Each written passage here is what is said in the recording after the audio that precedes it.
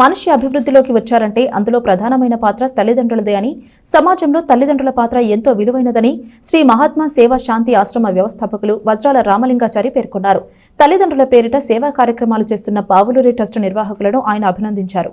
స్థానిక బురిపాలెం రోడ్లోని శ్రీ మహాత్మా సేవా శాంతి ఆశ్రమంలో శనివారం వృద్ధులకు దుప్పట్లు, పండ్లు పంపిణీ చేశారు.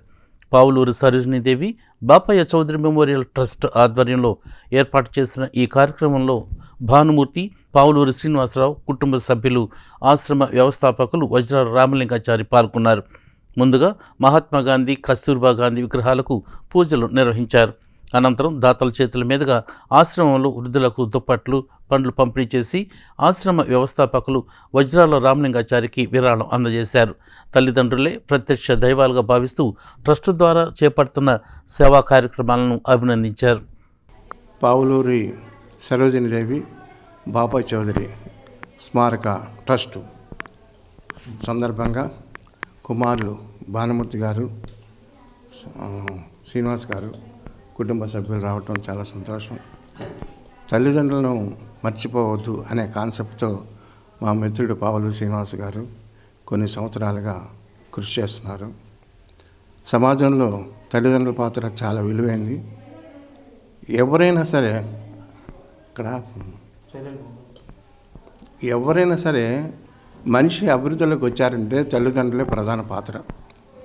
మహాత్మా గాంధీ ప్రపంచ ప్రసిద్ధి చెందారంటే తల్లిదండ్రుల పట్ల అచంచల భక్తి విశ్వాసాలు. అదేవిధంగా వాళ్ళ అమ్మగారు కస్తూర్బాయి గారు విదేశాలకు గాంధీ గారు వెళ్ళినప్పుడు 3 ప్రమాణాలు తీసుకుంటారు. నాయన, నువ్వు విదేశాలకు వెళ్తున్నావు, నువ్వు మంచిగా ఉండాలంటే మరి 3 వాగ్దానాలు చేయాలి అని. మధువు మాంసం ముట్టనని, అట్లాగే పరసని ముట్టనని వాగ్దానం తీసుకుంటారు. ఆ విధంగా గాంధీ మహాత్ముడు కొన్ని సమస్యలు వచ్చినప్పుడు మా అమ్మకి నేను మాట ఇచ్చానని వాటిని విసర్జించారు. అంటే మాట అనేది చాలా గొప్ప విషయము. బాల్యం నుంచే తల్లిదండ్రులు పిల్లలకి నేర్పాలి. కేవలం టిఫిన్ పెట్టడము, సాక్స్ వేయటము, బూట్లు తడటము, ఆటో పిలవటం, పంపించడం కాదు. తల్లిదండ్రులకు ప్రత్యేకంగా ఈ సందర్భంగా మనవి చేస్తున్నాను. ఆటో వచ్చింది కావు పరిగెత్తమని చేయటం కాదు.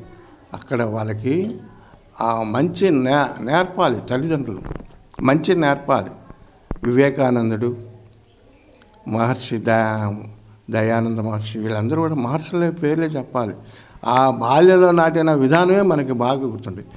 మరొక విషయం ఏంటంటే, గాంధీజీ ప్రభావానికి నేను కారణం ఎట్లా అయ్యానంటే, 10వ తరగతి చదువుతున్న రోజుల్లో గాంధీజీ వేషధారణ చేయటం జరిగింది.